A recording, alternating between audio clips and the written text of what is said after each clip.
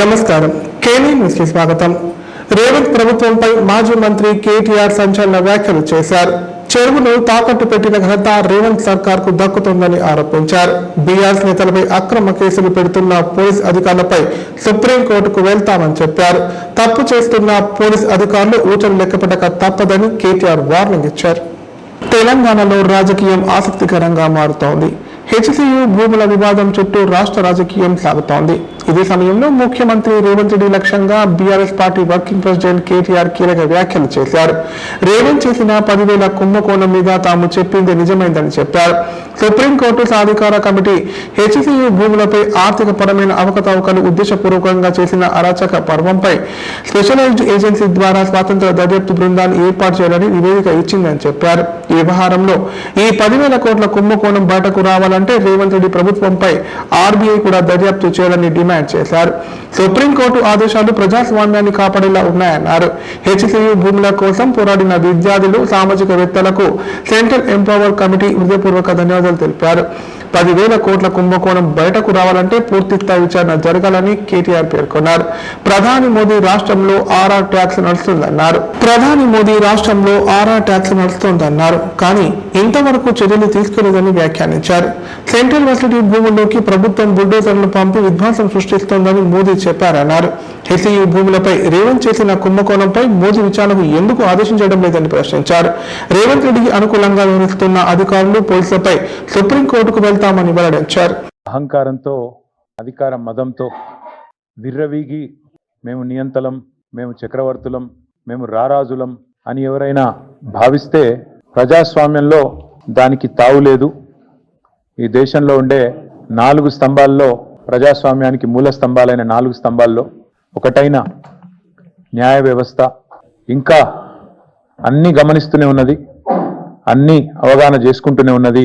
తప్పకుండా సరైన సమయంలో, సరైన పద్ధతుల్లో స్పందిస్తుంది అని చెప్పి నిన్న సుప్రీంకోర్టులో జస్టిస్ గవాయి గారి నేతృత్వంలో జరిగిన ఆ వాదోపవాదాలు విన్న తర్వాత ఈ దేశంలో సగటు పౌరుడికి న్యాయ వ్యవస్థ మీద గౌరవం పెరిగే విధంగా, ముఖ్యంగా అధికారంలో ఉన్న వాళ్ళ అధికార అహంకారం తగ్గే విధంగా ఉన్నదని చెప్పక తప్పదు. నిన్నటి సుప్రీంకోర్టు యొక్క డైరెక్షన్, ఆ 100 ఎకరాలు ఎప్పుడు రిస్టోర్ చేస్తారు, ఎక్కడైతే మీరు చెట్లు కొట్టేసి ఆ పర్యావరణాన్ని అతలాకుతలం చేసినారో ఎప్పుడు మళ్ళీ తిరిగి పునరుద్ధరిస్తారు, ఎట్లా పునరుద్ధరిస్తారు అనే స్పష్టమైన ఒక రోడ్ మ్యాప్తో రండి. లేకపోతే అక్కడనే అదే స్థలంలో ఒక తాత్కాలిక కారాగారం ఏర్పాటు చేసి, తాత్కాలిక జైలు ఏర్పాటు చేసి మీ అధికారులను జైలుకు పంపుతాం అనే మాట సుప్రీంకోర్టు చెప్పింది. అంటే నిజానికి ఇంకో ముఖ్యమంత్రి అయితే కొంత ఆత్మాభిమానం, సుప్రీంకోర్టు డైరెక్షన్ ఏదైతే ఉందో ఇది 100 ఎకరాలు వెంటనే పునరుద్ధరించాలనేది, ఇది విద్యార్థుల విజయం, ఇది హైదరాబాద్ సెంట్రల్ యూనివర్సిటీ యొక్క ప్రొఫెసర్ల విజయం. నిజంగా చెప్పాలంటే ఈ రాష్ట్రంలోని, ఈ దేశంలోని పర్యావరణ ప్రేమికుల విజయంగా చెప్పక తప్పదు. ఇవాళ ప్రపంచవ్యాప్తంగా, దేశంలోనే కాకుండా వివిధ దేశాల్లో ఉండి ఈ అంశం పట్ల స్పందించిన ప్రతి ఒక్కరికి, రేవంత్ రెడ్డి సర్కార్ చేసిన పర్యావరణ విధ్వంసం మీద గలమెత్తిన ప్రతి ఒక్కరికి, వారికి మద్దతుగా నిలబడ్డ ప్రతి ఒక్కరికి కూడా హృదయపూర్వకంగా నా ధన్యవాదాలు, మా పార్టీ తరఫున వారికి అభినందనలు. అయితే ఇక్కడ కంచగచ్చిబౌలి వార్డెన్కి ఆదేశాలు ఇవ్వడం, అది కూడా నేరుగా సుప్రీంకోర్టు ఇవ్వడం అంటే మరి దానికి మించిన ఇంకో వేదిక లేదు. కాబట్టి తప్పకుండా రాష్ట్ర ప్రభుత్వానికి కూడా ఇది అమలు చేయక తప్పదు. అట్లాగే క్షేత్రస్థాయిలో పర్యటించి ఆ సిఈసి, సెంట్రల్ ఎంపవర్డ్ కమిటీ ఏదైతే ఉన్నదో అందరినీ కలిసి వాస్తవాలను వెలుగులోకి తెచ్చినందుకు వారికి కూడా హృదయపూర్వకంగా మా ధన్యవాదాలు. మరి ఇందులో నిన్న సెంట్రల్ ఎంపవర్డ్ కమిటీ రిపోర్టు మీరు ఎంతమంది చూశారో లేదో నాకు తెలియదు. ఎంత తీవ్రంగా ఉంది అంటే సుప్రీంకోర్టు అపాయింట్ చేసిన సాధికార కమిటీ ఇది. ఆ కమిటీ యొక్క రిపోర్ట్లో, కమిటీ వారు అపాయింట్ చేసిన రిపోర్ట్ నా దగ్గర ఇక్కడ ఉంది, వాళ్ళు ఇచ్చిన రిపోర్ట్ ఉంది. ఎంత స్పష్టంగా చెప్పారంటే, ఎన్ని విషయాలు చెప్పారంటే, మోడీ గారు నిన్ననో మొన్ననో ఎక్కడనో ఒక దగ్గర హర్యానాలో మాట్లాడినారు. మోడీ గారిది ఎట్లుందంటే ఒక యాన్యువల్ సైకిల్ లెక్కున్నట్టుంది, సంవత్సరానికి ఒకసారి మాట్లాడతాడు. పోయిన ఏప్రిల్లో మాట్లాడిండు. పోయిన ఏప్రిల్ 2024లో ఏమన్నాడు, తెలంగాణలో ఆర్ఆర్ ట్యాక్స్ వసూలు అవుతుంది. కరెక్ట్గా 1 year కిందట, దానికి వార్షికోత్సవం కూడా అయిపోయింది. ఆర్ఆర్ ట్యాక్స్ వసూలు అవుతుంది, విచ్చలవిడి దోపిడీ జరుగుతుంది తెలంగాణలో. RR tax, Rahul Revanth tax పేరిట వసూలకు పాల్పడుతున్నారు అని ఆయన ఆరోపిస్తే కింద ఈ లోకమైతే కోడై కూస్తున్నది. స్క్వేర్ ఫీట్కి 150 రూపాయలని 100 రూపాయలని హైదరాబాద్లో బిల్డింగ్ కట్టాలంటేనే హఫ్తా వసూలి టైప్లో మొత్తం ఆగమాగం చేస్తున్నారు. బుల్డోజర్లను పంపినరు, అర్ధరాత్రి బుల్డోజర్లను పంపి ఆగమాగం చేస్తున్నది కాంగ్రెస్ ప్రభుత్వం తెలంగాణలో సెంట్రల్ యూనివర్సిటీ భూములలో అని చెప్పి మోడీ గారు హర్యానాలో మంచి ప్రవచనాలు చెప్పినట్టుగా నేను చూసిన. నేను నరేంద్ర మోడీ గారిని అడుగుతా ఉన్నా, this is the report of central empowered committee appointed by supreme court of India. Modi గారిని మేము అడిగేది ఒకటే, 2024, 2025 ఏప్రిల్లో అప్పుడు ఒకసారి ఆర్ఆర్ ట్యాక్స్ అని ఇప్పుడు ఒకసారి హెచ్సిలో ఏదో జరిగిపోయిందని చెప్పి ఆవేదన వ్యక్తం చేయడం కాదు, లిప్ సింపతి కాదు మేము కోరుకునేది. మీరు నిజంగానే చిత్తశుద్ధిగా ఉంటే పర్యావరణం విషయంలో, ఈ పర్యావరణాన్ని కాపాడే విషయంలో వెంటనే సెంట్రల్ ఎంపవర్డ్ కమిటీ చెప్పినట్టుగా ఇండిపెండెంట్ ఇన్వెస్టిగేషన్ ఒక సుప్రీంకోర్టు జడ్జిని వేయండి, ఒక సుప్రీంకోర్టు జడ్జిని అపాయింట్ చేయండి. మీరు వెంటనే ఇన్వెస్టిగేషన్కి ఆదేశించండి.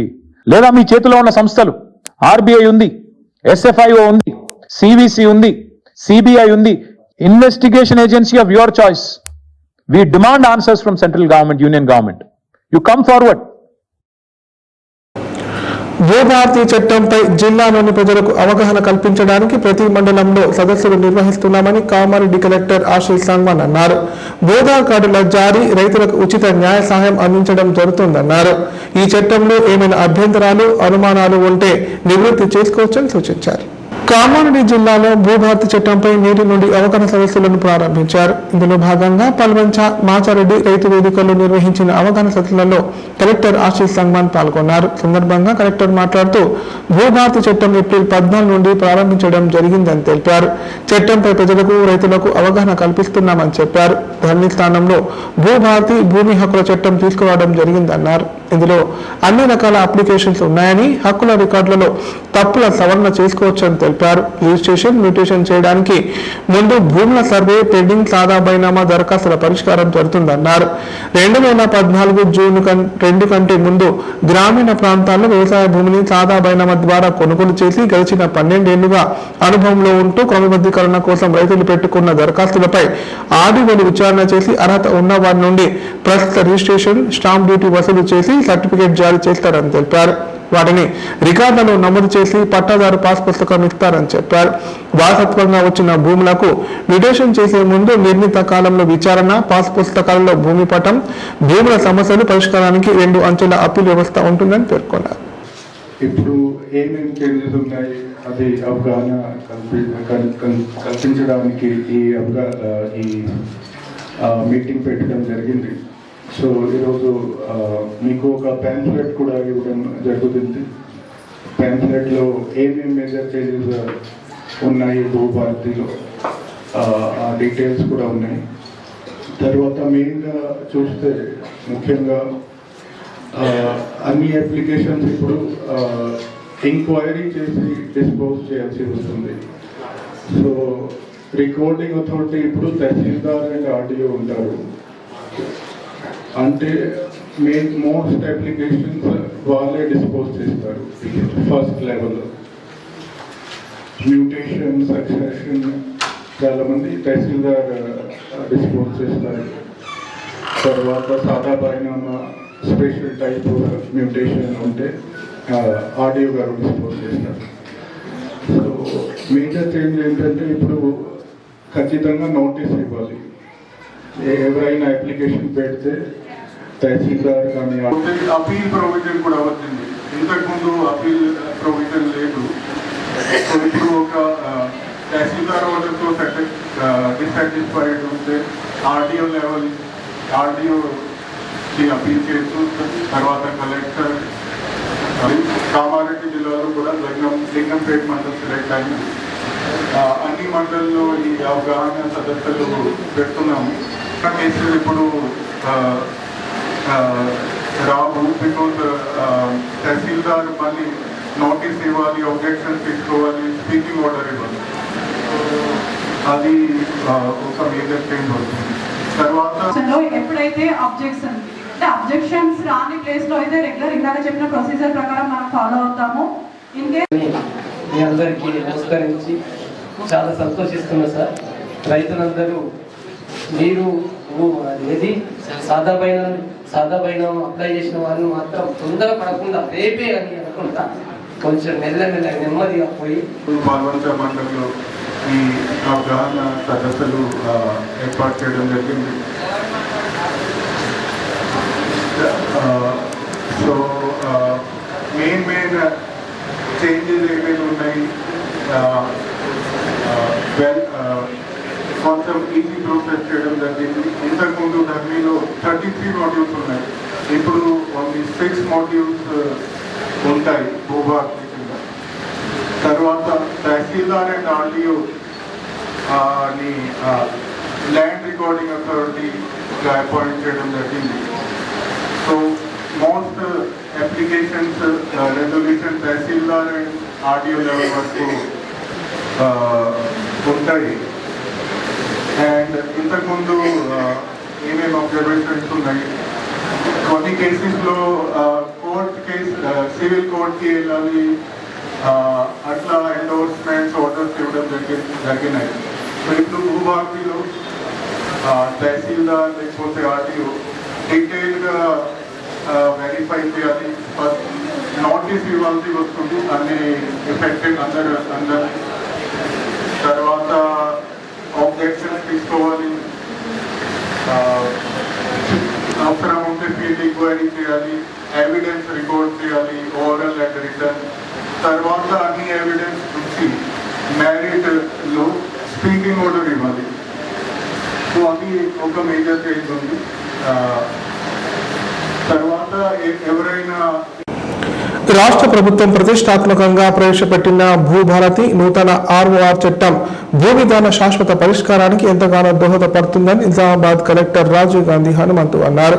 ప్రైవేటు ప్రాజెక్టు కింద రాష్ట్రంలోని 4 మండలాల్లో దీన్ని ఈ నెలాఖరు వరకు ప్రయోగాత్మకంగా అమలు చేస్తారని చెప్పారు. క్షేత్రస్థాయిలో ప్రభుత్వం దృష్టికి వచ్చే ఇతర సమస్యలు పరిశీలించి ఈ చట్టంలో చేర్చడం జరుగుతుందని చెప్పారు. నిజామాబాద్ జిల్లా కమ్మర్పల్లి మోర్తార్ మండల కేంద్రంతో పాటు ఎరుగట్ల మండలం బట్టాపూర్లో భూభారతి నూతన చట్టంపై రైతులకు గురువారం అవగాహన సదస్సులు నిర్వహించారు. సదస్సులో కలెక్టర్ రాజీవ్ గాంధీ హనుమంతు పాల్గొని భూభారతి చట్టంపై అందులోని అంశాల గురించి పవర్ పాయింట్ ప్రెజెంటేషన్ ద్వారా వివరిస్తూ రైతులకు సవివరంగా అవగాహన కల్పించారు. ఎలాంటి వివాదాలకు తావు లేకుండా రైతులకు సంబంధించిన భూములపై వారికి పూర్తి యాజమాన్య హక్కులు కల్పించేందుకు ప్రభుత్వం అనేక కొత్త అంశాలు పొందుపరుస్తూ ఈ నూతన ఆర్ఓఆర్ చట్టాన్ని తెచ్చిందన్నారు. భూమి హక్కుల భద్రత, భూ సమస్యల సత్వర పరిష్కారం, రైతుల మేలు కోసం చరిత్రక మార్పు దిశగా ఈ నూతన ఆర్ఓఆర్ చట్టం ఉపకరిస్తోందని, రైతుల భూములకు భరోసా లభిస్తోందని సూచించారు. భూ సమస్యల పరిష్కారానికి వెసులుబాటు కల్పించే ఈ చట్టంపై అవగాహనను ఏర్పరచుకోవాలని, భూ సమస్యలు కలిగిన రైతులు దీన్ని సద్వినియోగం చేసుకోవాలని హితవు పలికారు. పైలట్ ప్రాజెక్టు కింద రాష్ట్రంలోని 4 మండలాల్లో దీనిని ఈ నెలాఖరు వరకు ప్రయోగాత్మకంగా అమలు చేస్తారని, క్షేత్రస్థాయిలో ప్రభుత్వం దృష్టికి వచ్చే ఇతర ఏవైనా అంశాలు సమస్యలను కూడా పరిశీలించి ఈ చట్టంలో చేర్చడం జరుగుతుందని తెలిపారు. అనంతరం మే మొదటి వారం నుండి రాష్ట్ర వ్యాప్తంగా అన్ని రెవెన్యూ గ్రామాలలో భూభారతి చట్టాన్ని అమలు చేస్తారన్నారు. ఇందులో భాగంగానే జిల్లాలోని అన్ని రెవెన్యూ గ్రామాలలో భూభారతి నూతన చట్టంపై సదస్సులు నిర్వహించి రైతుల నుంచి భూ సమస్యలపై అర్జీలు స్వీకరించి పరిష్కారం చేయడం జరుగుతుందని పేర్కొన్నారు. తెలంగాణ ప్రభుత్వం కొత్తగా ప్రవేశపెట్టిన భూభారతి చట్టం మరియు వాటి రూల్స్ గురించి ఏర్పాటు చేసిన అవగాహన కార్యక్రమం కమర్పల్లి మండలంలో ఈ కార్యక్రమానికి విచ్చేసిన ఆర్డీఓ గారు, స్థానిక మహిళలు అందరికీ నమస్కారాలు. సో మనకి ఈ భూభారతి చట్టం అనేది జనవరిలో మనకి నోటిఫికేషన్ గజెట్ రావడం జరిగింది. సంబంధించి రైతుల్లో ఏదైతే ఈ కొత్త చట్టం వచ్చిందో దీంట్లో ఎటువంటి అంశాలు ఉన్నాయి, సో అదేవిధంగా ఏమైనా డౌట్స్ ఉన్నా క్లారిఫికేషన్ చేసుకోవడం, అదేవిధంగా రూల్స్లో కూడా ఏమైనా ఫార్మర్స్కి స్టిల్ ఇంకా ఇష్యూస్ ఉన్నా కూడా వాటిని క్లారిఫై చేయడానికి గురించి మనము ఈ అవగాహన కార్యక్రమాలు అనేది ప్రతి మండలంలో కూడా ఏర్పాటు చేయడం జరుగుతూ ఉంది. అది ఈ రోజు నుంచి స్టార్ట్ చేసుకుంటున్నాము. మొదటగా మనము ఈ కమ్మర్పల్లి మండలంలో మొదటి కార్యక్రమం అనేది ఏర్పాటు చేసుకోవడం జరిగింది. సో మీకు బ్రీఫ్గా ఆర్డీఓ గారు చెప్పారు, బట్ ఒకటి పీపీటీ ఒకటి ఉంది. సో దాంట్లో డీటెయిల్గా కొంత నేను ఎక్స్ప్లెయిన్ చేయడం జరుగుతుంది. సో మనకి జనరల్గా ఆర్ఓఆర్ అంటే మనకి రికార్డ్ ఆఫ్ రైట్స్. సో మనకి ఈ భూమి మీ అందరికీ తెలిసే ఉంటుంది, 3 ప్రీవియస్గా మనకి పహారీ ఉండేది 1B ఇవన్నీ కూడా ROR రికార్డ్స్, అంటే మనకి రికార్డులో వాళ్ళ నేమ్స్ అన్నీ కూడా మనకి RORలో రిఫ్లెక్ట్ అవ్వడం జరుగుతుంది. ఇయర్ ఒక పహానీ ఉండేది. సో మీకు 1966, 67 పహానీ ఏముంది, ఎవరి పేరు ఉంది అంటే మీకు తెలుస్తుంది. అదేవిధంగా 1975లో ఎవరి పేరు ఉందనే తెలుస్తుంది, 1986లో ఎవరి పేరు ఉంది. అలాగే మీరు ఎవ్రీ ఇయర్ కూడా ఆ భూమి, ఆ సర్వే నెంబర్ ఎవరి పేరు మీద ఉందనేది తెలుస్తుంది. ఇప్పుడు ఏమైంది, ఇప్పుడు ఆన్లైన్ వ్యవస్థ వచ్చినప్పుడు ఎవరైనా మీరు చూడాలి అనుకుంటే ఇప్పుడు ఎవరి పేరు ఉందనేదే తెలుస్తుంది. సో కాబట్టి మనకి అలాగా ఎవ్రీ ఇయర్ పహానీ మెయింటైన్ చేసే విధంగా ఇప్పుడు ఏం చేస్తామంటే ఆ December 31 ఎవ్రీ ఇయర్ కూడా December 31న ఈ రిజిస్టర్స్ అనేది అప్డేట్ చేసుకొని ఉంచుతాము. సో దట్ మనకి ఆఫ్టర్ 10 years కూడా ఏమైనా ఆ ప్రీవియస్ అవగాహన అనేది ఇవ్వడం జరిగింది. ఇప్పుడు మీకు ఏవైతే ఇచ్చామో అవి కూడా సాఫ్ట్ కాపీస్ కూడా ఉన్నాయి. సో అవి కూడా మీకు వాట్సాప్ గ్రూపుల్లో కానీ దానిలో కూడా ఫార్మర్స్కి మీరు పంపించడం జరిగితే సో దట్ అందరికి కూడా ఈ యాక్ట్ మీద అవేర్నెస్ అనేది కలుగుతుంది. అదేవిధంగా మనకి ఫ్యూచర్లో దీనిలో ఏవైతే ప్రొవిజన్స్ ఉన్నాయో వాటి మీద ఎలా అప్లై చేసుకోవాలి, అదేవిధంగా మ్యుటేషన్స్ కానీ మనకి సెక్షన్ 4 కింద ఏవైనా మీకు ఆల్రెడీ ఇష్యూస్ ఇప్పుడున్న ఆన్లైన్ రికార్డులో ఏదైతే మీ డీటెయిల్స్ ఉన్నాయో దానికి సంబంధించినవి రెక్టిఫికేషన్ కానీ ఇంక్లూజన్స్ కానీ ఏమైనా ఉన్నా కూడా వాటికి సంబంధించిన బ్రీఫ్గా మీకు ఇవ్వడం జరిగింది. సో ఈ కార్యక్రమానికి మీ అందరూ వచ్చినందుకు ధన్యవాదములు. అదేవిధంగా మీకు ఎటువంటి డౌట్స్ ఉన్నా కూడా మీ కన్సర్న్ రెవెన్యూ సిబ్బంది కానీ తహసీల్దార్స్ కానీ చెప్పొచ్చు. స్టిల్ దీంట్లో ఇంకేమైనా మీకు ఇష్యూస్ ఉన్నా కూడా, అంటే మీకు ఇంకా మాకు ఎలా ఉంటే బాగుంటుంది, ఇది మిస్ అయ్యింది, ఈ ప్రొవిజన్ ఆర్ రూల్స్లో కూడా ఏమైనా రూల్స్లో ఇంకాస్త ఏమైనా ఎమెండ్ చేయొచ్చా, సో మీకు అలాంటి సజెషన్స్ ఉన్నా కూడా ఇవ్వచ్చు. థ్యాంక్ యూ అండి, ధన్యవాదాలు. సార్ అటన్ ల్యాండ్ గురించి చెప్పారు కదా ఇంతకుముందు, ఇది సాదా పరిణామా గురించి 12 years పొజిషన్లో ఉన్న వారికి ల్యాండ్ అని. ఇప్పుడు ప్రకటనలు. Life hospital Kamareddy. కామారెడ్డిలో 50 పడకల ISO సర్టిఫైడ్ గల ఏకైక hospital life hospital Kamareddy. Aarogyasri, EHS మరియు అన్ని రకాల నగదు రహిత హెల్త్ ఇన్సూరెన్సులు గల ఏకైక hospital life hospital. Aarogyasri card లేదా తెల్ల రేషన్ కార్డు ఉన్నవారికి ఆరోగ్యశ్రీ మరియు ఆయుష్మాన్ భారత్ ద్వారా ఆపరేషన్లు ఉచితంగా చేయబడును. కామారెడ్డిలో కార్పొరేట్ స్థాయి ఖరీదైన వైద్యాన్ని ప్రతి పేద మధ్యతరగతి వారికి అతి తక్కువ ఖర్చుతో వైద్యం చేయబడును. నిజామాబాద్, హైదరాబాద్ వెళ్లవలసిన అవసరం లేకుండా అనుభవజ్ఞులైన వైద్య బృందంచే క్లిష్టమైన ఎముకల ఆపరేషన్లు, ఆర్థోస్కోపిక్, కీహోల్ సర్జరీలు, జాయింట్ రీప్లేస్మెంట్, మోకాళ్ల మార్పిడి, వెన్నుపూస ఆపరేషన్లు మరియు 4 గంటలు అత్యవసర వైద్య సేవలు అందించబడును. మా సదుపాయాలు: అత్యాధునిక operation theatre, laminar OT, ICU, x ray, physiotherapy, dexa scan, pharmacy సౌకర్యాలు కలవు. రాష్ట్ర ప్రభుత్వ ఉద్యోగులకు ఫీజు రీయింబర్స్మెంట్ సౌకర్యం కలదు. సంప్రదించండి లైఫ్ హాస్పిటల్. తెలంగాణలో మొట్టమొదటిసారిగా అధునాతన పద్ధతిలో నరాల, మానసిక, sex, alcohol, fits treatment, AC intensive care unit ఇప్పుడు మన నిజామాబాద్ లో doctor B Keshavulu MD psychiatry, Osmania గారి ఆధ్వర్యంలో అన్ని సదుపాయాలు గల అత్యాధునిక అతిపెద్ద హాస్పిటల్ ప్రారంభించబడ్డది. నరాల బలహీనతలు, తలనొప్పి, ఫిట్స్, పళ్లు బిగపట్టడం, భయం, గుండెదడ, డిప్రెషన్, ఒంటరితనం, మంత్రాలు చేతబడి చేశారని అనుమానపడటం, వ్యతిరేకమైన ఆలోచనలు, తన గూర్చి మాట్లాడుకుంటున్నారని, చంపడానికి వస్తున్నారని భ్రమపడటం, ముట్టిందే ముట్టటం, కడిగిందే కడగటం, సెక్స్ లో బలహీనత, శీఘ్రస్ఖలనం, హస్తప్రయోగం, సెక్స్ లో తీవ్ర అసంతృప్తి, భార్యాభర్తల మధ్య అనుమానాలు, పిల్లల అల్లరి, అతికోపం, మతిమరుపు, చదువులో వెనుకబాటుతనం, alcohol, cigarette, gutka, Gul form బానిసైన వారికి స్పెషల్ ట్రీట్మెంట్. గమనిక: ఆధునిక ఏసీ వార్డు, అత్యంత విశాలమైన భవనం, అన్ని నరాల మానసిక సమస్యలకు మరియు ఆల్కహాల్ ను మాన్పించుటకు అడ్మిషన్స్ సౌకర్యం గల తెలంగాణలోనే అతిపెద్ద hospital doctor Keshavulu hospital. Bus stand ఎదురుగా లైన్, ఖలీల్వాడి, నిజామాబాద్. ఫోన్ 08462255189. ప్రజల జీవితాలను కల్తీ కళ్ళు చిత్తు చేస్తోంది. కళ్ళు లభించకపోతే పిచ్చివారిగా మారిపోతున్నారు. కల్తీ కళ్ళు కారణంగా కొందరు ఆసుపత్రుల పాలవుతుండగా చాలా మంది వింతగా ప్రవర్తించడంతో పాటు అనారోగ్యాల బారిన పడుతున్నారు. మందు కళ్ళు తాగే వారికి అది లభించకపోతే కాళ్ళు చేతుల్లో వణుకు పుడుతోంది. తాజాగా ఇలాంటి ఘటన కామారెడ్డి జిల్లా బేర్కూర్ మండలంలో చోటు చేసుకుంది. పొద్దంతా పనిచేసి అలసిన కష్టజీవులు తమ అలసటను అధిగమించేందుకు కళ్ళు తాగుతుంటారు. దీన్ని అదనుగా భావించి పలువురు కళ్ళు వ్యాపారులు మత్తు పదార్థాలతో కృత్రిమ కళ్ళును తయారు చేస్తూ ప్రజలకు అంటగడుతున్నారు. ముఖ్యంగా గ్రామీణ ప్రాంతాల్లో కల్తీ కళ్ళుకు యువకులు, కూలీలు, వృద్ధులు బానిసలవుతున్నారు. తెలిసి తెలియక కళ్ళు తాగడం అలవాటు చేసుకొని మత్తుకు బానిసలవుతున్నారు. గతంలో గ్రామాల్లో స్వచ్ఛమైన కళ్ళు లభించేది. ఇప్పుడు అంతటా కల్తీ కళ్ళే రాజ్యం వెళుతోంది. దీనికి అలవాటు పడిన వారు మానసికంగా, శారీరకంగా కుంగిపోతున్నారు. దీంతో మోకాళ్లు, కీళ్ళ నొప్పులు, బుద్ధి మందగించడం, బీపీ, షుగర్ లాంటి వ్యాధుల బారిన పడుతున్నారు. కొన్ని సందర్భాల్లో మత్తులో ఏం చేస్తున్నారో తెలియక పిచ్చిగా ప్రవర్తిస్తున్నారు. ఈ కల్తీ కళ్ళు దొరకని సమయంలో మానసికంగా కుంగిపోతూ ఎందరో ఆసుపత్రుల పాలన ఘటనలు అనేకం ఉన్నాయి. కాగా ఇటీవల కామారెడ్డి జిల్లాలో కళ్ళు సేవించి అస్వస్థకు గురై ఆసుపత్రి పాలైన విషయం తెలిసిందే. దీంతో కళ్ళు అమ్మకాలపై అధికారులు ఆంక్షలు విధించారు. అయితే 10 రోజులుగా కళ్ళు లభించకపోవడంతో బీర్కూర్ మండలం మల్లాపూర్ గ్రామంలో గ్రామస్తులు విచిత్రంగా ప్రవర్తిస్తున్నారు. ఆకలి మందగించడం, వంటి నొప్పులు, స్పృహకు తప్పిపోవడం లాంటి లక్షణాలతో బాధపడుతున్నారు.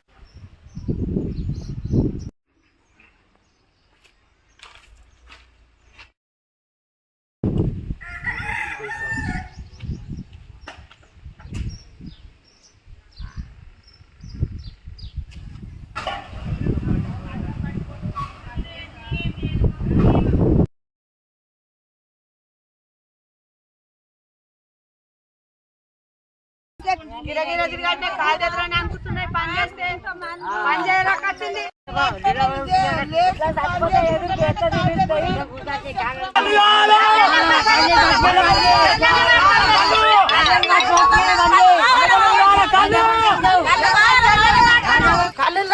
కళ్ళు రోమ ఒక చిస దాగి బుక్కెడు బోధింట ముసళ్ళు. ఆ ముసళ్ళు పడిపోయాడు, ఆ ముసలోడు పడిపోయాడు నిన్న మొన్న. అందరం దాక్కుంటారు. ఇప్పుడు రోమ రోమ కళ్ళు లేక బీర్కూరు పోయి తెచ్చుకుంటున్నాం. సస్తబత్త బండ్లు ఉన్న వాళ్ళు తెచ్చి మాకు కొడుకులు లేని వాళ్ళము. మేము బండ్లు ఉన్న వాళ్ళు ఇట్లనే పిస పిస వేస్తున్నారు అంటున్నారు. ముసలి కళ్ళు లేక ఇప్పుడు జనాలు ఇప్పుడు ముసలి వాళ్ళు అందరు వాళ్ళు నరాల వీక్నెస్ ఎటు పోయినా కూడా కళ్ళబట్లకే పోతారు. ముసలి వాళ్ళు అసలు వాళ్ళు ఎటు పోతారు సార్? శాతగానులు ఎడిపోతారు. ఇప్పుడు మేము కాలు చేతులు ఉన్నాయని ఏదో బండ్లు ఉన్నాయని మేము ఎక్కడి నుంచో తీసుకొచ్చుకొని మేము ఇది చేస్తున్నాము. ముసలి వాళ్ళు ఎడిపోతారు. ఎండలు ఏమైనా తోడం కొడుతున్నాయి సార్? 15 రోజులు అవుతుంది మా ఊరికి రాక. 15 రోజుల నుంచి అయితే కళ్ళు ఊరికి రావడమే లేదు. మల్లపురము నా పేరు పోషా పందిరి పోషా. మా కాళ్ళు చేతులు బీకపోతే నరాలని గుంజుకపోతున్నాయి. కాళ్ళు లేక అన్నం పోకొచ్చింది, నీరసం అయిపోతుంది. సప్పుడు దాకా కుక్కల వల్ల ముదురుకుంటున్నాం. కాళ్ళు పంపిరు సారు ఎట్లన్నా చేసి మాట్లాడుతున్నా కానీ కాదనుకుంటున్నాయి. పింక్ డైరీలో పేరు రాసుకున్నంత మాత్రాన కాంగ్రెస్ నాయకులు ఎవరు భయపడరని ఆ పార్టీ శ్రేణులు తెలిపారు. కాంగ్రెస్ పార్టీ ఎప్పుడు ప్రజల పక్షాన ఉంటుందన్నారు. ప్రజా సమస్యల పరిష్కారానికి కాంగ్రెస్ కృషి చేస్తోందని పేర్కొన్నారు. కామారెడ్డి జిల్లా బాన్స్వాడ మండల కాంగ్రెస్ పార్టీ కార్యాలయంలో సమావేశం నిర్వహించారు. ఇటీవల బాన్స్వాడలో బీఆర్ఎస్ పార్టీ నిర్వహించిన సన్నాహక సమావేశంలో ఎమ్మెల్సీ కవిత, మాజీ ఎమ్మెల్యే జీవన్ రెడ్డి బాన్స్వాడ ఎమ్మెల్యే పోచారం సింహారెడ్డిపై చేసిన వ్యాఖ్యలను తీవ్రంగా ఖండించారు. బీఆర్ఎస్ పార్టీ నాయకుల వ్యాఖ్యలు బాధ్యత రహితమని పేర్కొన్నారు. పెంకు రైలులో పేర్లు రాసుకుంటాం అన్న వ్యాఖ్యలను ఉద్దేశిస్తూ ఏ రైలునైనా బినామీ పేర్లను రాసి పెట్టుకుని ఆస్తులను కాపాడుకోవాలని సూచించారు. జైలుకు వెళ్ళొచ్చిన వాళ్ళు ఇలాంటి వ్యాఖ్యలు చేయడం దయ్యాలు వేదాలు వలించినట్లు ఉందని ఎద్దేవా చేశారు. డైరీలో పేరు రాసుకున్నంత మాత్రాన కాంగ్రెస్ నాయకులు ఎవరు భయపడరని స్పష్టం చేశారు. మాజీ MLA Jeevan Reddy RTC complex కుంభకోణం అందరికీ తెలిసిందేనని చెప్పారు. ఇటీవల ఆయన గ్రాఫ్ పడిపోయిందని, ఎన్నికల్లో చిత్తుగా ఓడిపోయి ఇక్కడికి వచ్చి మాట్లాడడం విడ్డూరంగా ఉందని విమర్శించారు. జీవన్ రెడ్డి గతంలో చేసిన తప్పులను ప్రజలు మర్చిపోలేదని, ఆయన ఇప్పుడు ఎన్ని చెప్పినా ప్రజలు నమ్మరన్నారు. బీఆర్ఎస్ పార్టీ నాయకులు వ్యక్తిగత దూషణలు పాల్పడకుండా ప్రజా సమస్యలపై దృష్టి పెట్టారని సూచించారు. నాయకులము కార్యకర్తలము ఈ డైరీలు వీరులను చూసి భయపడేటువంటి వ్యక్తులను కాదు. కవిత పెద్ద కుంభకోణంలో ఎదుర్కొని జైలుకు వేయాల్సిన కవితనే ఇవాళ మాట్లాడుతుందంటే సిగ్గు చెడు. నువ్వు చేసే అన్ని ఏ ఆడది చేయనటువంటి పని నువ్వు చేసి తల దించుకోవాల్సినటువంటి కవిత తల ఎత్తి మాట్లాడుతుందంటే ఇక నేను అన్నిటికీ బలి తెగించినా నేను ఏమన్నా చేస్తా, ప్రజల్లో తిరుగుతాను. ప్రజలు వెనుక ఎంత తిరుగుతుందో పోయొచ్చింది ఆమె. ఇక ఆమెనే మాట్లాడుతుంటే దయ్యాలు వేదాలు పలికినట్ల ఇక మేము చూస్తూ ఊరుకునే వ్యక్తులను కాదు. నీ దగ్గర తమ్ముంటే వచ్చేది వెళ్ళవాడు కాంటే ఇక్కడ ఉన్నాం. అప్పుడు ప్రభుత్వంలో ఉండే కాబట్టి ఆ కేసులన్నీ కూడా పక్కతో పట్టించినటువంటి ఆర్మూరు ఎమ్మెల్యే ఆయన మాట్లాడకొచ్చి మాట్లాడితే మరి ఆయనది ఆర్టీసీ కాంగ్రెస్ కుంభకోణం అందరికి తెలిసిన విషయాలే. మన టోటల్ వార్తలు ఇంతటితో సమాప్తం. తిరిగి ప్రసారణ వార్తలు మళ్ళీ కలుద్దాం. అంతవరకు నమస్కారం.